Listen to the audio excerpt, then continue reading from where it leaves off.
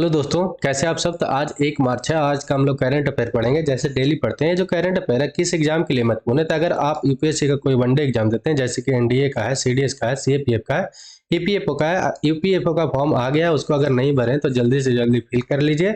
उसका 25 रुपया लगता है। अगर दोनों ईपीएफओ और एपीएफओ का भरते हैं तो 50 रुपया लेगा, तो अच्छा से भर लीजिएगा। ये बात याद रखना है। अगर पीसीएस का कहीं का एग्जाम देते हैं, बैंक का देते हैं, एसएससी का देते हैं, रेलवे का देते हैं, और भी कम्पिटेटिव एग्जाम है, उसको अगर एग्जाम देते हैं और वहाँ पर करंट अफेयर होता है तो उसके लिए 100% महत्वपूर्ण साबित होगा। साथ में साथ आपका स्टैटिक्स और मैप भी कंप्लीट कर दिया जाता है, ताकि आपको एग्जाम में बैठे तो कंफर्टेबल फील करें। वीडियो अच्छा लगेगा तो लाइक करिएगा, कमेंट करिएगा, शेयर करिएगा, सब्सक्राइब करिएगा और बेल आइकन को दबा के रखिएगा। तो चलिए आज का क्लास शुरू करते हैं। तो पहला क्वेश्चन क्या है कि सर्वश्रेष्ठ फीफा पुरुष खिलाड़ी का 2022 का पुरस्कार किनको मिला है, ये आपको बताना है। अगर इनको पहचानते होंगे तो आप तो सही उत्तर दे ही दीजिएगा। तो पहला ऑप्शन क्या है, नेमार, दूसरा है डेविड सिल्वा, तीसरा है लियोन मेसी और चौथा क्या है, थॉमस मुलर। तो इसका जो सही उत्तर क्या है, लियोन मेसी। लियोन मेसी कहाँ के खिलाड़ी हैं, तो अर्जेंटीना का है। ये बात याद रखिएगा। इनको बेस्ट फीफा मैन प्लेयर पुरस्कार इस बार का मिला है 2022 का, ये बात याद रखना है। ठीक है। और इस बार जो है अर्जेंटीना ही फीफा वर्ल्ड कप भी जीता था, हम लोग जानते हैं। तो 27 फरवरी को पेरिस में, जहां फ्रांस में आयोजित हो रहा था ये समारोह, और इनको सर्वश्रेष्ठ पुरुष खिलाड़ी का पुरस्कार मिला। और इस बार लगा के इनको दूसरी बार मिल चुका है। पहली बार कब मिला था, तो ये 2019 में मिला था, ये बात याद रखना है। तो इस बार लगाकर मेसी को कितना बार हो चुका है, तो 2 बार इनको मिल चुका है फीफा वर्ल्ड कप का सर्वश्रेष्ठ पुरुष खिलाड़ी का अवार्ड, ये बात याद रखिएगा। अगला क्वेश्चन क्या है कि हाल ही में अपने राष्ट्रपति जो है द्रौपदी मुर्मू है, उनके द्वारा 14वें राष्ट्रीय संस्कृति महोत्सव का उद्घाटन किस राज्य में किया गया है। तो पहला ऑप्शन है केरल, दूसरा है राजस्थान, दूसरा पंजाब है, तीसरा राजस्थान है, चौथा क्या है आपका उत्तराखंड। तो इसका जो सही उत्तर क्या है, राजस्थान में, मतलब कि इसका ऑप्शन सी है जो सही है। ठीक है। राजस्थान में ये जो पहली बार हो रहा है, 9 दिनों तक ये चलेगा समारोह। कब से कब तक चलेगा, तो 25 फरवरी से 5 मार्च तक चलेगा। और इसका मेन उद्देश्य क्या है, जो अपना हम लोग जानते हैं कि अपना जो देश है बहुत ज्यादा यहाँ पर संस्कृति से भरा हुआ है। ठीक है। हाई डाइवर्सिटी वाला अपना देश है, फुल्ली संस्कृति, बहुत ज्यादा कल्चर है यहाँ पे। तो उसको क्या करना है, उसको एकजुट करके रखना है, संरक्षित करने के लिए और बढ़ावा देने के लिए और लोकप्रिय बनाने के लिए इसका मुख्य उद्देश्य है। ये बात याद रखिएगा। ये राष्ट्रीय संस्कृति महोत्सव का इस बार का कितने नंबर का हो रहा है, तो 14वां नंबर का हो रहा है, जो राजस्थान के बीकानेर में हो रहा है। ये बात याद रखिएगा। राजस्थान के बीकानेर में डॉक्टर करनी स्टेडियम में इसका आयोजन किया जा रहा है। राजस्थान में ये पहली बार किया जा रहा है। और इसका उद्घाटन कौन किए हैं, तो अपने राष्ट्रपति द्रौपदी मुर्मू किए हैं। ठीक। तो इतना बात तो इसके बारे में याद रखना है। अगर राजस्थान के बारे में जाने तो इसका एस्टेब्लिश कब हुआ था, एक कब बना था, तो 30 मार्च 1949 को इसको अपने देश से में जोड़ा गया था। हम लोग जानते हैं कि जब देश आजाद हुआ था, तो जब उस समय छोटे छोटे प्रोविंस में अपना देश बटा हुआ था, जिसको मेन भूमिका जोड़ने में किनका था, 560 प्लस करीब करीब प्रोविंस में था, तो उसको मेन भूमिका जोड़ने में किनका था, तो सरदार वल्लभ भाई पटेल का था। इसलिए उनका नाम भी आयरन मैन बोला जाता है। ठीक है। ये बात याद रखिएगा। तो 1949 में इसका एस्टेब्लिश हुआ राजस्थान का। ये सब पूछ लेता है हमेशा, ये बात याद रखिएगा। और यहाँ का कैपिटल कहाँ है, तो जयपुर है। जयपुर ही यहाँ का सबसे बड़ा सिटी है और जयपुर को पिंक सिटी भी बोला जाता है। अगर गवर्नर कौन है, तो कलराज मिश्रा है। यहाँ पर चीफ मिनिस्टर कौन है, तो अशोक गहलोत है। और यहाँ पर लेजिस्लेचर कैसा है, यहाँ पर मतलब सभा कैसा है, तो 1 सदन वाला यहाँ पर सभा, मतलब कि यूनिकैमरल है। और 2 सदन वाले राज्य अगर पूछे तो कितना है, तो आपको बताना है कि 6 है। ठीक है। अगर यूनिकैमरल अगर होगा तो यहाँ पर सिर्फ और सिर्फ असेंबली होगा, काउंसिल नहीं होगा। मतलब कि यहाँ पर सिर्फ और सिर्फ विधानसभा होगा, विधान परिषद नहीं होगा। तो विधानसभा का सीट कितना है, असेंबली का सीट कितना है, तो 200 है। और राज्यसभा का सीट कितना है, तो 10 है। और लोकसभा का सीट यहाँ पर 25 है। राजस्थान का अपना एक हाई कोर्ट भी है, ये बात याद रखिएगा। हम लोग पहले जान लेते हैं कि 2 सदन वाले राज्य कौन कौन है, जहाँ पे क्या है, बाई कैमरल है, मतलब कि वहां पर असेंबली और काउंसिल दोनों है। तो पहला आपको याद रखना है महाराष्ट्र और दूसरा कर्नाटका। तीसरा आपको याद रखना है तेलंगाना, चौथा याद रखना है आंध्र प्रदेश, और 5वां याद रखना है उत्तर प्रदेश, छठा याद रखना है बिहार। 2019 के पहले क्या था कि एक और राज्य में था, क्या बाई कैमरल मतलब 2 सदन वाले राज्य था, वो था जम्मू कश्मीर। लेकिन उसको क्या किया गया, वहां पर 2019 में 31 अक्टूबर 2019 को यहाँ उसको जम्मू कश्मीर को तोड़कर 2 यूनियन टेरिटरी में बदल दिया गया, एक तो जम्मू कश्मीर और एक लद्दाख में।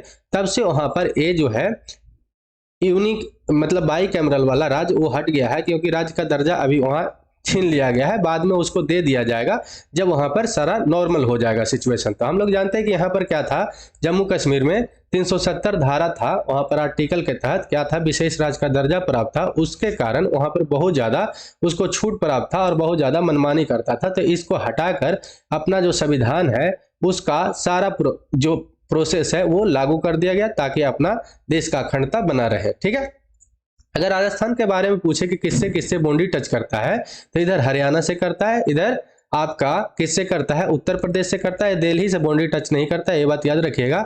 इधर मध्य प्रदेश से करता है और यहाँ पर किससे करता है, गुजरात से करता है। एक इंटरनेशनल बाउंड्री टच करता है आपका पाकिस्तान से, ये बात याद रखिएगा। और एक जो है इधर ऊपर एक किससे बाउंड्री टच करता है, तो ये पंजाब से बाउंड्री टच करता है, इतना इससे बाउंड्री टच करता है। ठीक है, चलिए अगला क्वेश्चन क्या है कि हाल ही में महाराष्ट्र के मुख्यमंत्री एकनाथ शिंदे ने मुंबई में चर्च गेट रेलवे स्टेशन का नाम बदलकर किनके नाम पर रखेंगे, ये बात आपको बताना है। तो पहला ऑप्शन क्या है, सीडी देशमुख, दूसरा है बेनेगल रामाराव, और तीसरा है पीसी भट्टाचार्य, और चौथा है आपका डॉक्टर मनमोहन सिंह।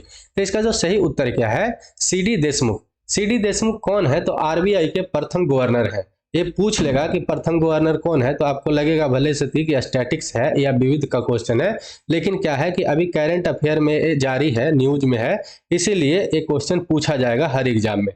तो किनको, सीडी देशमुख के सीडी देशमुख नाम रखा जाएगा, चर्च गेट रेलवे स्टेशन का नाम बदलकर, ये बात याद रखिएगा। ठीक है, तो इनका नाम रखा जाएगा सीडी देशमुख। और सीडी देशमुख जो थे आरबीआई के पहले गवर्नर थे, और इनको कब गवर्नर बनाया गया था, तो ये बात याद रखिएगा 1943 में आरबीआई के पहले गवर्नर बने थे, जो क्या है कि एक सिविल सर्वेंट थे, ये बात याद रखिएगा। और 1944 में इनको नाइट की उपाधि भी मिला था ब्रिटिश गवर्नमेंट के तहत, ये भी बात याद रखना है। और 1959 में इनको भारत रत्न पुरस्कार भी मिला है, जो सर्वोच्च नागरिक सम्मान है भारत का, ये भी बात याद रखिएगा इनके बारे में। ठीक है, इतना तो याद ही रखिएगा। और इनका जन्म कहाँ हुआ था, तो महाराष्ट्र में थे, मराठी परिवार के थे, और 1896 में 14 जनवरी का इनका जन्म हुआ था, और एक अर्थशास्त्री थे सीडी देशमुख।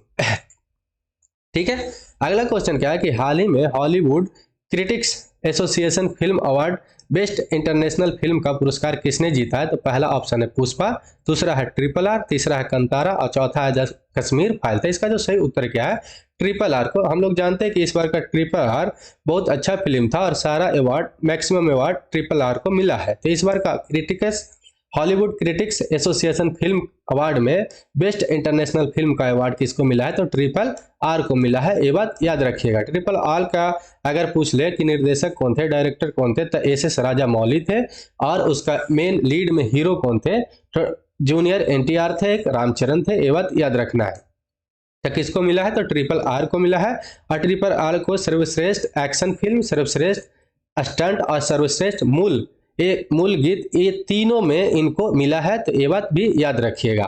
ठीक है, अगला क्या है कि हाल ही में किस देश ने डेंगू के बढ़ते प्रकोप को देखते हुए स्वास्थ्य आपातकाल की लगाने की घोषणा किया है, तो पहला ऑप्शन क्या है, पेरू है, दूसरा फिजी है, तीसरा बोलीविया है, चौथा बुल्गारिया है। तो इसका जो सही उत्तर क्या है, पेरू में अभी जो है क्या हुआ है कि 90 दिनों के लिए क्या किया जाएगा कि यहाँ पे बढ़ते डेंगू के प्रकोप को देखते हुए क्या आपातकाल लगाने की घोषणा किया है। हम लोग जानते हैं कुछ दिन पहले क्या हुआ था कि बोलीविया में बहुत सारे केस आया था और करीब करीब 26 से ज़्यादा वहाँ पर लोग भी मर गए थे और 6000 से ज़्यादा केस आया था।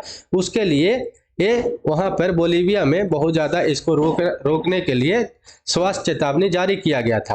और पेरू वहाँ का पड़ोसी देश है और उसका जो प्रकोप क्या हुआ कि पेरू में बढ़ गया है। इसी के लिए पेरू जो है 90 दिनों के लिए क्या किया है, स्वास्थ्य आपातकाल लगाने की घोषणा किया है। तो ये बात याद रखिएगा। तो स्वास्थ्य आपातकाल लगाने की घोषणा कौन किया है, तो साउथ अमेरिका में क्या है, साउथ अमेरिका का जो कॉन्टिनेंट है वहां पर एक देश है छोटा सा पेरू, वो जो है 90 दिनों के लिए स्वास्थ्य आपातकाल लगाने के लिए घोषणा किया है। किसके लिए, तो डेंगू के बढ़ते प्रकोप के कारण के, ये बात याद रखिएगा। अगर पेरू के बारे में पूछे तो यहाँ का ऑफिशियल लैंग्वेज क्या है, तो स्पेनिश है, और यहाँ का अभी प्रेसिडेंट कौन है, तो डीना है। ठीक है, ये बात याद रखिएगा। कैपिटल कहाँ है, तो यहाँ का कैपिटल लीमा है। और यहाँ पर अगर यहाँ का करेंसी क्या शर्त है, तो सोल यहाँ का करेंसी है। अब पॉपुलेशन करीब करीब 3.5 करोड़ यहाँ का पॉपुलेशन है। और ये साउथ अमेरिका के कॉन्टिनेंट में आता है, मतलब कि साउथ अमेरिका महाद्वीप में आता है, ये बात याद रखिएगा। पेरू ये है और इसका कैपिटल यहाँ पे लीमा है, जो साउथ पैसिफिक ओशियन में टच करता है, ये बात याद रखिएगा। अगर ये बाउंड्री किससे किससे टच करता है तो ऊपर इक्वाडोर से करता है, एक कोलंबिया से करता है और एक किससे करता है, ब्राजील से करता है। इधर जो है आपका एरिया क्या है, कौन सा एरिया, बोलिविया है। इसी पर पहले इफेक्ट डाला था क्या, डेंगू ने। तो अब जो है इसका बाउंड्री से जो सटा हुआ भाग है वहां पर भी इसी के कारण यहाँ फैल गया है पेरू में, और इसी के कारण क्या हुआ है कि 90 दिनों के लिए पेरू जो है स्वास्थ्य आपातकाल लगाने की घोषणा किया है। और नीचे किससे छोटा सा बाउंड्री टच करता है तो चिली से करता है, इतना बात याद रखिएगा। ठीक है, अगला क्वेश्चन क्या है कि हाल ही में यूएस चैम्बर ऑफ कॉमर्स द्वारा जारी अंतरराष्ट्रीय आईपी सूचकांक में भारत की रैंक कितना है, ये आपको बताना है। तो पहला ऑप्शन क्या है 42, दूसरा क्या है 44, और तीसरा क्या है 46, और चौथा क्या है 48। तो इसका सही उत्तर क्या है 42। ठीक है, 55 देशों का ये जारी किया गया था, 55 देशों में से 42 आया है, मतलब कि खराब ही रैंक माना जाएगा। फिर भी ये बात याद रखिएगा कितना है तो 42 आया है यूएस चैम्बर ऑफ कॉमर्स के द्वारा जारी रिपोर्ट के द्वारा। जो है कौन सा रिपोर्ट है तो इंडेक्स जो रिलीज होता है यूएस चैम्बर के ऑफ कॉमर्स के द्वारा, आईपी इंडेक्स, ये बात याद रखिएगा। तो उसमें कितना आया है तो 42 रैंक आया है इंडिया का, और टोटल उसमें देश कितना था तो 55 देश था, उसमें से 42 रैंक इंडिया का आया है।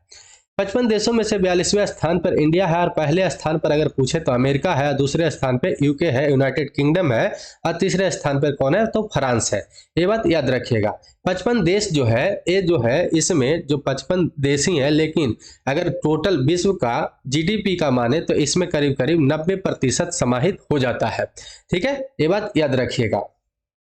तो पहले स्थान पर अमेरिका है, ये बात याद रखना है, और अपना देश का याद रखना है 42 पोजीशन पे, इतना तो कम से कम याद ही रखना है। और टोटल इसमें देश कितना था तो 55 देश था, और इसमें ये भी पूछ सकता है कि टोटल जीडीपी का कितना इसमें क्या होता है समाहित हो सकता है। ये जो 55 देश जो है तो कितना करीब करीब 90% इसमें आ सकता है, ये बात याद रखिएगा। प्रतिनिधित्व कितना का करता है तो 90% का करता है। तो अगला क्वेश्चन क्या है कि हाल ही में प्रधानमंत्री नरेंद्र मोदी ने किस राज्य में शिवमोगा हवाई अड्डे का उद्घाटन किया है। तो पहला ऑप्शन है कर्नाटका, दूसरा है आपका तेलंगाना, तीसरा क्या है ओडिशा है, चौथा क्या है तमिलनाडु है। तो इसका जो सही उत्तर क्या है कर्नाटका में। कर्नाटका में एक क्या हुआ है कि नया शिवमोगा हवाई अड्डे का उद्घाटन किया गया है। तो हम लोग पहले जान लेते हैं, एक ग्रीन फील्ड होता है और एक होता है ब्राउन फील्ड।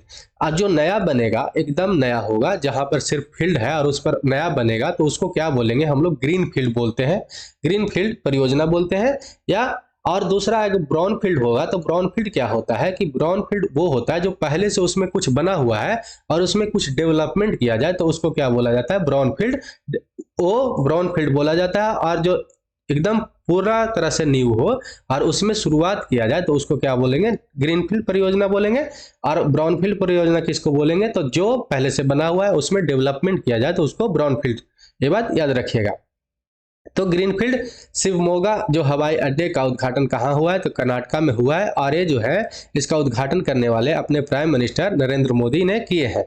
ये जो बना है, ये जो शिवमोगा हवाई अड्डे जो बनेगा, शिवमोगा हवाई अड्डे जो बनेगा वो किस तरह का होगा तो कमल के आकार का होगा, ये बात याद रखिएगा। और इसमें करीब से करीब 450 करोड़ रुपए की लागत से बनेगा। और इसमें प्रति घंटे की अगर क्षमता पूछे यात्रियों को तो करीब करीब 300 यात्रियों के यहाँ पर क्षमता रहेगा प्रति घंटा, ये बात याद रखिएगा। तो कहाँ पे तो कर्नाटका में। और ग्रीन फील्ड के बारे में हम लोग समझ लिए कि ग्रीन फील्ड किसको बोलते हैं तो जो पूरी तरह से नया हो, जहाँ पे कोई अभी डेवलपमेंट ना हो और जो पहले से डेवलपमेंट किया मतलब पहले से कुछ बना हुआ हो और उसमें कुछ डेवलपमेंट हो तो उसको क्या बोलेंगे ब्राउन फील्ड बोलेंगे, ये बात याद रखिएगा। अगर कर्नाटका के बारे में आपसे पूछे तो 1 नवंबर 1956 को इसको क्या हुआ फॉर्मेशन किया गया।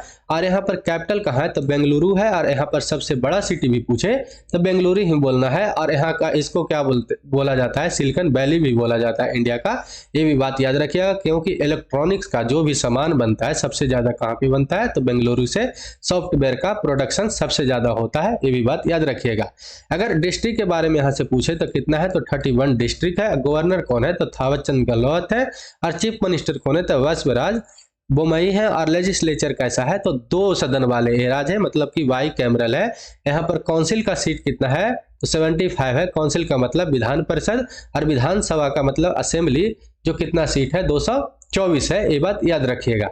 राज्यसभा का सीट बोले तो कितना है, 12 है। और लोकसभा का सीट कितना है, तो 28 है। हम लोग देख रहे हैं कि राज्यसभा, लोकसभा और विधानसभा का सीट क्या हो रहा है कि वैरी कर रहा है, मतलब कि अलग अलग हो रहा है। तो ये क्यों होता है, तो जिस राज्य में पॉपुलेशन ज्यादा होगा उस राज्य का क्या होगा, सीट ज्यादा होगा। ये बात याद रखिएगा। क्योंकि जैसे कि मान लीजिए कि राजस्थान सबसे बड़ा एरिया में है, लेकिन पॉपुलेशन सबसे ज्यादा कहाँ है, यूपी में है, इसलिए यूपी में सबसे ज्यादा सीट ज्यादा है, ना कि राजस्थान में। ये बात याद रखिएगा। तो पॉपुलेशन बेस्ड होता है, क्योंकि देश जो है अपना डेमोक्रेटिव है, और डेमोक्रेटिव में जनता के पास पावर होता है। तो जहां जनता ज्यादा होगा वहां ज्यादा पावर होगा। ठीक है, ये बात याद रखिएगा। ठीक, अगर आपको पूछे कि ये जो है आपका कर्नाटका किससे किससे बाउंड्री टच करता है, तो ऊपर महाराष्ट्र से करता है, नीचे ए तेलंगाना से करता है, और इधर आंध्र प्रदेश से करता है, इधर तमिलनाडु से करता है, इधर केरला से करता है। यहाँ पर छोटा सा बाउंड्री टच किससे करता है, तो गोवा से करता है। इधर क्या है, अरेबियन सी का जो पार्ट है, अरेबियन सी का किसका पार्ट है, तो अरेबियन सी किसका पार्ट है, इंडियन ओशियन का पार्ट है। ये बात याद रखना है। अगला क्वेश्चन क्या है कि सर्वश्रेष्ठ फीफा महिला खिलाड़ी का 2022 का पुरस्कार किसको मिला है, तो पुरुष खिलाड़ी को तो हम लोग जान गए हैं किनको मिला है, लियोन मेसी को मिला है, जो अर्जेंटीना के खिलाड़ी हैं। तो महिला खिलाड़ी को किनको मिला है, तो पहला ऑप्शन क्या है, एलेक्स मॉर्गन, दूसरा है देविन्या, तीसरा क्या है, एलेक्सिया पुटेलस, और चौथा क्या है, फ्रैंक किर्बी। तो इसका जो सही उत्तर क्या है, एलेक्सिया पुटेलस इसका सही उत्तर है, जो स्पेनिश फुटबॉलर है। ये बात याद रखिएगा। तो महिला सर्वश्रेष्ठ फीफा का पुरस्कार किनको मिला है, तो एलेक्सिया पुटेलस को मिला है। ये बात याद रखिएगा, बेस्ट फीफा वुमेन प्लेयर 2022 का। ठीक है, यही है जो एलेक्सिया है, और ये कहाँ का खिलाड़ी है, तो स्पेन का है। ये बात याद रखिएगा। और कहाँ पर आयोजन हो रहा है, तो हम लोग अभी जाने थे, तो कहाँ पे हुआ है, तो फ्रांस में हुआ है, पेरिस में। ठीक है, ये बात याद रखिएगा। अगला क्वेश्चन क्या है कि 27 से 28 फरवरी तक वुमेन 20 की स्थापना का बैठक कहां पर आयोजित किया गया है, ये आपको बताना है। तो पहला ऑप्शन है गांधीनगर, दूसरा है रांची, तीसरा है शिलोंग, और चौथा है छत्रपति संभाजी नगर। तो ये बात याद रखिएगा। तो इसका सही उत्तर क्या है, डी है, छत्रपति संभाजी नगर, मतलब कि महाराष्ट्र में जो औरंगाबाद जगह है वहां पे। ये बात याद रखिएगा। कहां पर किया गया है इसका बैठक महिला 20 का, तो ये बैठक किया गया 28 फरवरी को छत्रपति संभाजी नगर, जो महाराष्ट्र में है। और इसका विशेष सत्र में सांसद जो है सोनल मान सिंह और नौसेना के कुछ नौसेना महिला अधिकारियों ब्रेकिंग बैरियर्स का अपरंपरागत महिलाओं की कहानियों के विषय में इस पर चर्चा किया गया है। ठीक है, ये बात याद रखिएगा। अगर महाराष्ट्र के बारे में हम लोग जाने तो महाराष्ट्र का फॉर्मेशन कब हुआ था, तो 1960 में हुआ था 1 मई को, और इसी दिन किसका फॉर्मेशन हुआ था, तो आपका गुजरात का भी हुआ था। ये भी बात याद रखिएगा, महाराष्ट्र गुजरात बगल में, और दोनों का फॉर्मेशन भी सेम ईयर में हुआ था। तो ये बात याद रखिएगा। अगर यहाँ का कैपिटल पूछे तो मुंबई है, और विंटर कैपिटल पूछे तो नागपुर है। ये बात याद रखना है। और सबसे बड़ा सिटी पूछे तो कौन है, तो मुंबई ही है, जिसको अपना इकोनॉमिक मतलब कैपिटल भी बोला जाता है। तो ये भी बात याद रखिएगा। अगर डिस्ट्रिक्ट पूछे कितना है, तो यहाँ पर डिस्ट्रिक्ट 36 है। और अगर यहाँ का गवर्नर कौन है, तो रमेश बैस है, जो अभी हाल फिलहाल में बने, क्योंकि हम लोग जानते हैं कि बहुत सारे राज्य का गवर्नर को क्या किया गया था, चेंज किया गया था। उसमें से एक महाराष्ट्र का भी गवर्नर चेंज हुए थे, कौन थे, तो रमेश बैस है। और यहाँ का चीफ मिनिस्टर कौन है, तो एकनाथ शिंदे है।